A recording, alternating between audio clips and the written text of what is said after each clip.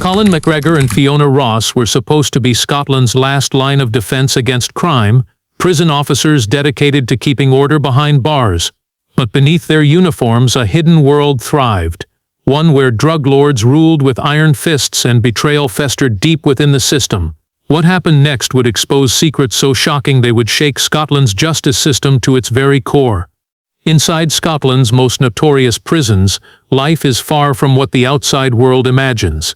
To many, prisons are simply places where criminals serve their sentences, cut off from society and stripped of power. But beneath the cold, harsh exterior of these institutions lies a hidden world, one ruled not by guards or the law, but by inmates who wield power in secret and often violent ways. This secret society thrives in the shadows, controlled by a small group of prisoners who run vast drug trafficking operations with shocking freedom and influence. Behind bars, drugs are not just a problem, they are a currency, a means of survival, and a source of power. Smuggled substances like heroin, cocaine, and synthetic drugs flow in and out of prison walls, fueling addictions and enabling violence. These drugs bring money and control to those who can command the trade, allowing them to dominate entire wings of the prison. It's a world where the usual rules don't apply, and violence and intimidation keep everyone in line. The authorities face an uphill battle trying to contain this underground empire. Despite strict security measures from pat-downs and body scans to searches of mail and visitors, drugs continue to find their way inside. It's clear that this isn't just the work of clever prisoners, but part of a larger, well-organized network involving people both inside and outside the prison walls. The kingpins of this trade don't just control what happens behind bars, they influence life outside as well, maintaining their grip through fear and bribery. What makes this world even more disturbing is the level of corruption within the system. Some prison staff, entrusted with maintaining order and security, have been drawn into this dark network. Whether through threats, bribes, or their own greed, these insiders help keep the drug trade alive, making it nearly impossible for honest officers to fight back. The boundary between jailers and inmates becomes blurred, creating a dangerous environment where justice is undermined. The power held by these prison drug lords is not just about drugs, it's about control. They dictate how people live inside, deciding who gets protection and who becomes a target. Their influence reaches into every aspect of prison life, from access to basic necessities to the outcome of disputes. Fear keeps other prisoners in check, preventing rebellion and ensuring the drug trade continues without interruption. Efforts to expose and stop these prison drug lords often fail because the problem runs deeper than just the prisoners. It's a system-wide failure, with loopholes exploited by those who profit from the chaos. This hidden network operates under a veil of secrecy that is hard to penetrate, and for years authorities have struggled to bring it into the light. Every attempt to crack down is met with new challenges and setbacks, as traffickers adapt and find new ways to smuggle drugs and maintain their power. Despite the despair, a few determined investigators and officers refuse to give up. They work quietly, collecting evidence, following leads, and trying to uncover the truth. Their efforts are dangerous and slow, but they hold on to the hope that exposing this hidden world will finally lead to change. The stakes are high, as the drug trade inside prisons contributes to violence, addiction, and even deaths both inside and outside the prison walls. This documentary reveals the true scope of this dark underworld, a world many prefer to ignore. It shows how prison drug lords operate with shocking freedom, how corruption allows their power to grow, and how the system itself can become a tool for those it is meant to contain. As we peel back the layers, the reality becomes clear. Scotland's prisons are more than just places of punishment. They are battlegrounds where control over drugs means control over life itself. And until this secret empire is dismantled, the cycle of crime and corruption will continue to haunt the justice system. Inside the walls of Scotland's prisons, a few inmates rose to become more than just prisoners. They became kingpins of a vast and dangerous drug empire. These individuals were not just criminals serving time, they were leaders who controlled large parts of the prison population through fear, violence, and strategic alliances. Their rise to power was not sudden, but a slow and calculated process that turned them into some of the most influential figures behind bars. The kingpin's power was built on a foundation of control over the prison drug trade. They organized the supply and distribution of illegal substances within the prison, ensuring that drugs flowed smoothly from outside sources into the hands of other inmates. Their ability to supply drugs gave them significant leverage over both prisoners and some of the staff. Those who wanted protection, special favors, or simply access to drugs had to align themselves with these powerful figures. This created a network of loyalty based on fear and dependency. Unlike typical criminals who might rely purely on brute force, these kingpins used a combination of intimidation and strategic influence. They knew that violence was effective but also risky, drawing unwanted attention from the authorities. Instead, they often worked behind the scenes, making deals and building connections that allowed them to expand their reach without exposing themselves too much. Their influence stretched beyond just the prisoners. Some managed to communicate with contacts on the outside, controlling the flow of drugs, money, and information. One key to their rise was their ability to exploit weaknesses in the prison system. Overcrowding, understaffing, and poor security measures gave them room to maneuver. They understood the routines of guards and used this knowledge to smuggle drugs into the prison, often with the help of corrupt officers. Bribes were common, and for some guards the temptation of extra cash was too strong to resist. This inside help was crucial, turning what should have been secure barriers into weak points in the system. The kingpins were also skilled at manipulating the prison's social structure. They built alliances with other influential inmates, creating a hierarchy that spread their control across multiple wings and even different prisons. These alliances helped them maintain order and prevent uprisings against their rule. Prisoners who resisted or threatened their power faced severe consequences, from intimidation and isolation to physical violence. This atmosphere of fear ensured compliance and loyalty from most inmates. Money played a central role in this underground empire. Drug sales brought in large sums which were then used to buy favors, pay off guards, and improve the kingpins' living conditions inside the prison. Unlike most prisoners, these leaders enjoyed luxuries and privileges that set them apart. They had access to better food, communication devices, and sometimes even illegal weapons. Their wealth and power made it nearly impossible for ordinary inmates or staff to challenge them.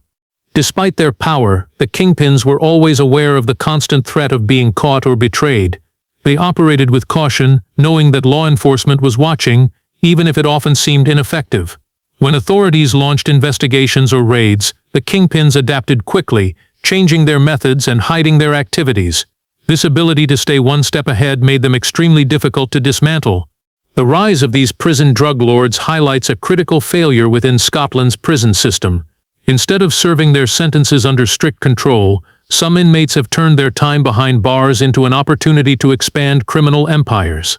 Their influence undermines prison security, endangers other inmates, and fuels crime both inside and outside prison walls. The story of their rise is not just about crime behind bars. It is a warning of how power can grow unchecked in the darkest places of society. This chapter exposes how, within these walls, a dangerous underworld thrives, led by those who have turned punishment into power. Their story is a key part of understanding the broader problem of prison drug trafficking and corruption that continues to challenge Scotland's justice system. The flow of drugs into Scotland's prisons has always been a mystery to outsiders, but as investigations unfolded, the smuggling routes began to reveal a web of careful planning and unexpected methods. Despite tight security measures, including body scanners, searches, and restricted visits, drugs still found their way inside. Understanding how these substances traveled past the walls exposed a complex and well-organized operation that went far beyond just inmates' cunning. One of the earliest and most common methods involved visitors and their packages. Family members and friends, hoping to bring comfort to their loved ones, unknowingly became part of the supply chain. Drugs were hidden inside food items, clothing, or personal belongings. In some cases, small amounts of drugs were concealed in the seams of letters or even taped under envelopes. Prison staff tried to crack down on these smuggling attempts, but the sheer volume of mail and visits made it difficult to inspect every item thoroughly without causing serious disruption. More sophisticated techniques soon appeared. Drones became a new tool for smugglers, flying over prison walls to drop small packages of drugs into the yards. These unmanned devices were difficult to detect and often operated at night. In some prisons, guards discovered small plastic bags caught in trees or on fences, evidence that drones had delivered illegal goods undetected. This new technology added another layer of complexity to the smuggling problem, forcing authorities to rethink their approach. Another major route for drugs was through corrupt prison staff. Some officers, bribed or threatened, helped bring drugs inside, bypassing security checks. These insiders smuggled packages during shift changes or concealed items in uniforms or personal belongings. The presence of corrupt guards was one of the biggest challenges for investigators, as it created blind spots within the system. Even with cameras and monitoring, the insiders' knowledge of procedures allowed them to avoid detection. Outside contacts also played a critical role. The prison drug lords communicated with organized crime groups on the streets, coordinating shipments and managing payments. These external networks ensured a steady supply of drugs, making the prison drug trade more than just an internal problem. It was part of a larger criminal enterprise. Messages were passed through coded letters, secret phone calls, and increasingly, encrypted mobile phones smuggled into prisons. Mobile phones were a game-changer for these networks. Hidden inside clothing, books, or even food containers, these devices allowed inmates to stay in constant contact with the outside world. They arranged deals, gave orders, and received updates on shipments in real time. Despite efforts to detect and confiscate phones, new methods to hide them kept appearing. The ongoing battle to control mobile phone use inside prisons became a critical part of fighting drug trafficking. Investigators also uncovered the use of corrupt delivery drivers and contractors who brought supplies into prison facilities. Some were paid off to slip drugs inside delivery trucks or maintenance vehicles. These methods were harder to track because deliveries were part of the normal prison routine, and security protocols were often less strict for approved vendors. All of these smuggling routes pointed to a high level of organization. The drug trade inside Scotland's prisons was not random or chaotic. It was carefully managed, with roles assigned to inmates, staff, and outside contacts. The kingpins at the top oversaw the entire operation, ensuring that drugs kept flowing, payments were collected, and any problems were swiftly dealt with. This network's sophistication explained why authorities struggled for years to stem the flow of drugs. Every time one route was blocked, another opened. Smugglers adapted quickly to new security measures, always finding new ways to outsmart the system. Understanding these smuggling routes was crucial for investigators, but it also highlighted the scale of the problem, a problem that required more than just stronger security. It needed a deep look at corruption, communication, and control inside Scotland's prisons. The story of how drugs entered the prison is a story of innovation, greed, and betrayal. It reveals a hidden battle that plays out daily behind the prison walls, one that is as complex as any crime operation outside. The routes may change, but the flow continues, feeding a dangerous cycle of addiction, violence, and control that authorities are determined to stop. The problem of drug trafficking inside Scotland's prisons cannot be fully understood without facing a harsh truth. Corruption runs deep within the system. It is one thing for inmates to organize and smuggle drugs, but it becomes far more dangerous when some prison staff, those charged with enforcing the law, turn into accomplices. This betrayal from within undermines every effort to control the drug trade and puts the entire prison population at risk. Corruption inside prisons takes many forms. Some officers are motivated by greed, accepting bribes to smuggle drugs or ignore suspicious activities. Others may be coerced through threats or intimidation by powerful inmates. Whatever the cause, the result is the same. The drug lords gain an advantage that ordinary prisoners and honest staff cannot match. This insider help creates blind spots in security and allows the drug networks to operate with less fear of discovery. The challenge for the authorities is immense.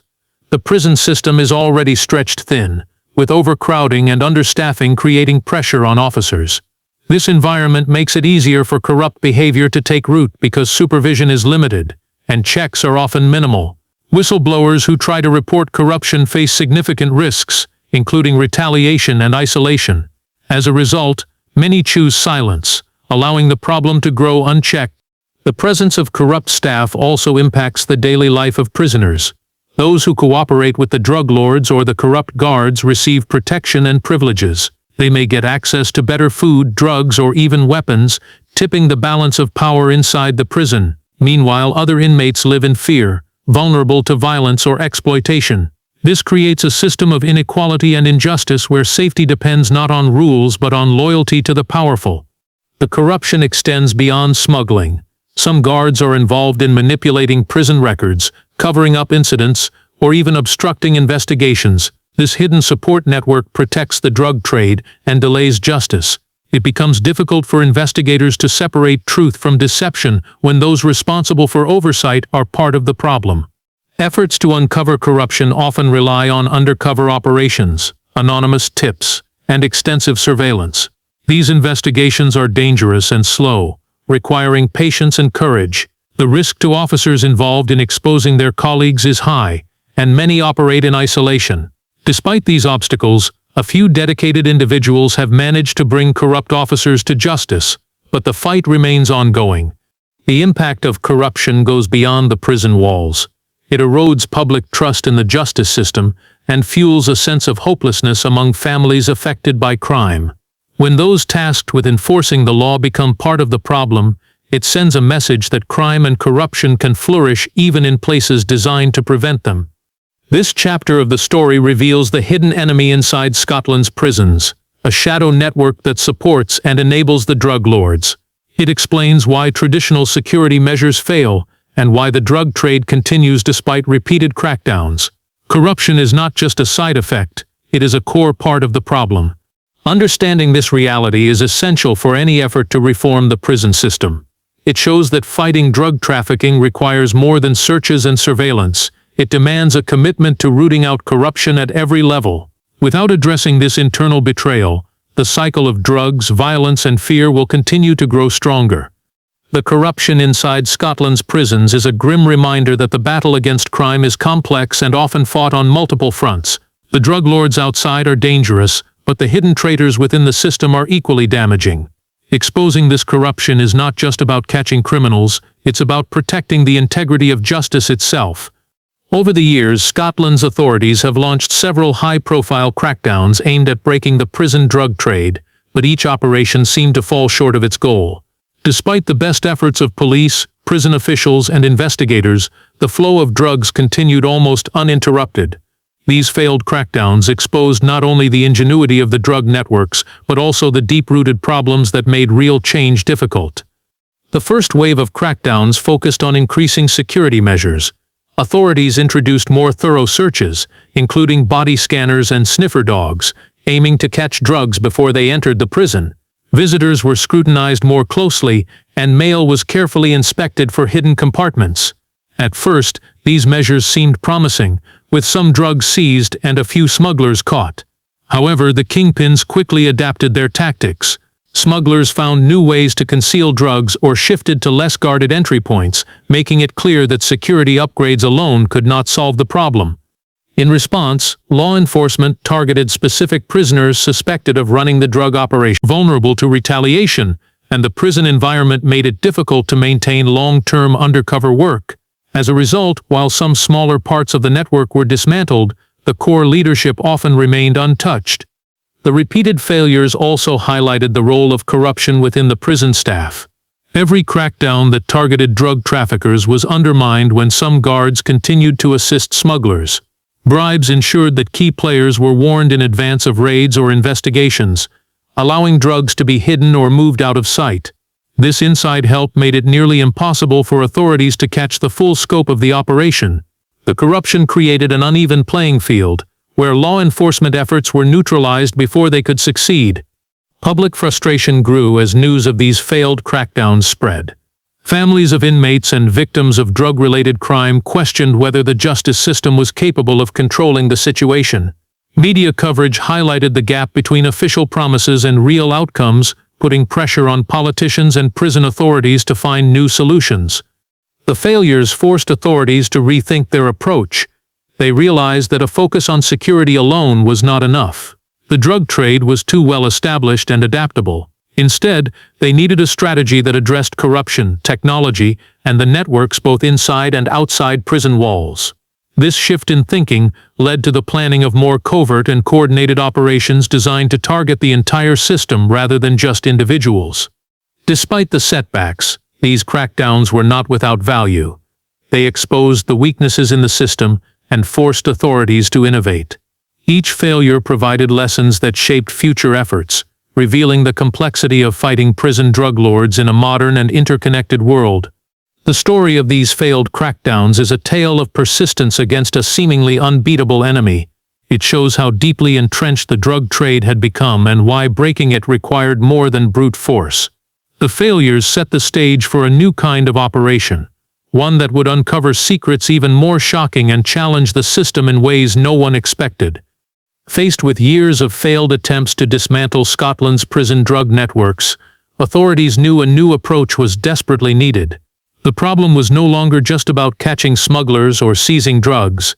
It was about uncovering the invisible forces protecting them from within. In response, a covert operation was quietly launched, designed to penetrate the heart of the prison's dark underworld and expose the full extent of corruption and control. This operation brought together a small, highly trained team of investigators, intelligence officers, and undercover agents. Their mission was clear but dangerous: gather solid evidence without alerting the kingpins or their protectors inside the system. Because the drug lords had spies and informants everywhere, discretion was paramount. The team had to move carefully, knowing that any mistake could endanger lives and compromise the entire investigation. The first step was to identify potential insiders who might be leaking information to the drug traffickers. Investigators reviewed years of reports, complaints, and irregularities in prison records. They looked for patterns where security breaches happened repeatedly or where raids failed despite advance warnings. This data helped narrow down suspects and focus surveillance on certain staff members and areas within the prisons. Meanwhile, undercover operatives worked to build trust among the inmate population. Posing as new prisoners or staff, they gathered first-hand information on the drug trade's workings. These operatives had to be convincing and cautious, blending into a hostile environment filled with suspicion and danger. Their reports provided critical insights into how drugs moved, who controlled distribution, and where the weak points in security lay. Technology played a crucial role in the operation. Investigators used advanced surveillance equipment, including hidden cameras and audio devices, to capture conversations and meetings related to drug trafficking. They monitored phone calls made on smuggled mobile devices, decrypting coded messages and tracking contacts both inside and outside prison walls. This digital evidence was vital in piecing together the network's full scope. The operation also involved cooperation between multiple agencies: police forces, prison authorities, and national intelligence services. This level of coordination was unusual but necessary given the complexity and reach of the drug trade. Sharing intelligence and resources allowed for a broader picture and reduced the risk of leaks. One of the most challenging aspects was managing the risk to informants and undercover agents. Inside prisons, suspicion runs deep, and anyone suspected of cooperating with authorities faces severe consequences. Protective measures were put in place, but the danger never disappeared. The bravery of those involved was crucial in keeping the operation moving forward. As the investigation progressed, the team uncovered signs of a deeply entrenched system of corruption and complicity. Their findings revealed that the drug lords' power extended beyond just inmates. Some high-ranking prison officials were implicated in protecting traffickers and sabotaging investigations. This discovery would change the course of the operation and the entire justice system. The secret operation was not a quick fix. It required months of patience, careful planning, and the constant threat of exposure. But the team's persistence began to pay off. Gradually, the network's layers were peeled back, exposing connections that had remained hidden for years. The evidence collected was powerful enough to shake the foundations of Scotland's prison system. This chapter in the story marks the turning point, when the fight against prison drug lords moved from frustrated failure to focused hope. It shows how careful investigation, advanced technology, and determined people working in the shadows can challenge even the most entrenched criminal empires. The secret operation set the stage for the shocking revelations that would soon follow, forever changing the battle for justice behind bars. As the covert operation delved deeper into Scotland's prison drug networks, investigators uncovered something that shocked them to the core: a mole embedded within the very system meant to protect justice. This revelation sent ripples through the entire investigation, threatening to unravel months of painstaking work. The mole wasn't just a low-level insider. This was someone with significant access and influence, capable of tipping off the drug lords about impending raids and investigations. The discovery came after weeks of careful monitoring and cross-checking of intelligence. Patterns emerged showing that every time authorities planned an operation or increased security in certain areas, the traffickers were mysteriously prepared. Drugs were moved or hidden, messages were silenced, and key suspects were warned. The only way this could happen was through someone inside the prison system feeding information to the criminals. Identifying the mole became the top priority. Investigators scrutinized staff records, communications, and behaviors, looking for any sign of betrayal. They used undercover agents and surveillance to gather evidence without alerting the suspect. The process was slow and drugs and coordinating bribery. By facilitating the flow of illegal substances and protecting the drug lords from detection, the mole was a key player in maintaining the network's strength. Their involvement explained how the prison drug trade operated with such boldness and why previous crackdowns had failed. The impact of this betrayal was devastating. It showed how deeply corruption had penetrated the justice system and raised questions about how many others might be involved or aware. The mole's actions endangered not only the success of the investigation but also the safety of prisoners and honest staff. Their betrayal undermined trust, making it harder to rebuild a secure and fair prison environment. Uncovering the mole required extraordinary measures. Authorities conducted secret interviews and forensic analysis of communications, piecing together a trail of evidence. They monitored suspicious financial transactions and unexplained contacts with known criminals outside prison. Every detail mattered in building a case that could hold up in court. The revelation also prompted a wider review of the prison system's vulnerabilities. Officials recognized that rooting out corruption demanded ongoing vigilance and stronger protections for whistleblowers. This meant improving training, increasing transparency, and fostering a culture where staff felt safe reporting suspicious behavior. The mole's exposure was a turning point in the investigation. It confirmed long-held suspicions and opened the door to dismantling the entire network from the inside out.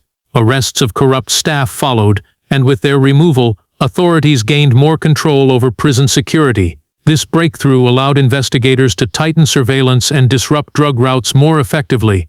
For the prisoners caught in this system, the mole's betrayal was a grim reminder of how fragile justice and safety can be. It highlighted the human cost of corruption, where trust is broken and lives are put at risk. For the wider public, it raised serious concerns about accountability within institutions meant to serve and protect. This chapter in the story reveals the depth of deception and the challenges faced in confronting it. It underscores the importance of integrity within the justice system and the dangers when that integrity is compromised. The mole's exposure was not just a blow to the drug lords, it was a critical step toward reclaiming control and restoring faith in Scotland's prisons. The investigation's success now hinged on how authorities handled this betrayal and the reforms they would implement to prevent future corruption.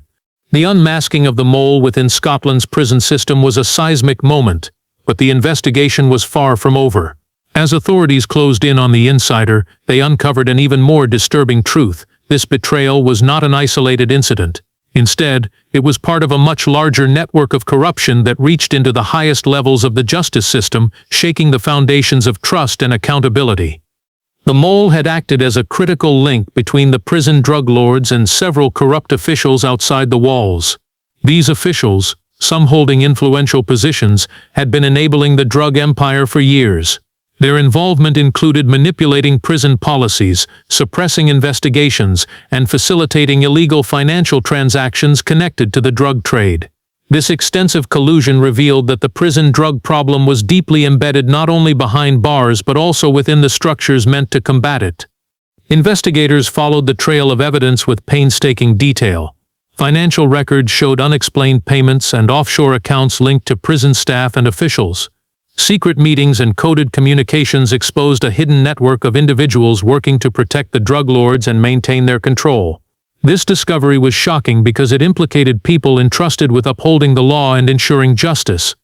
The scale of the corruption explained why previous efforts to fight the drug trade had failed so dramatically. No matter how many raids were conducted or arrests made, the system's protectors often sabotaged these actions from within. The drug lords had long operated with impunity because they were shielded by layers of insiders who silenced whistleblowers and blocked investigations. This realization sent shockwaves through the Scottish justice system. Politicians, Law enforcement and prison authorities faced intense scrutiny from the public and media. Questions were raised about oversight and accountability, and calls for comprehensive reform grew louder. The scandal threatened to undermine confidence in the entire system, from policing to sentencing to prison management. The investigation expanded to include external agencies, bringing in independent watchdogs and anti-corruption experts. These groups worked alongside the original covert operation to ensure that every lead was pursued and no stone left unturned. Their involvement was crucial in maintaining transparency and rebuilding trust in the process. In response to the scandal, prison authorities launched immediate reforms aimed at preventing further corruption. These included stricter vetting of staff, enhanced training on ethical conduct,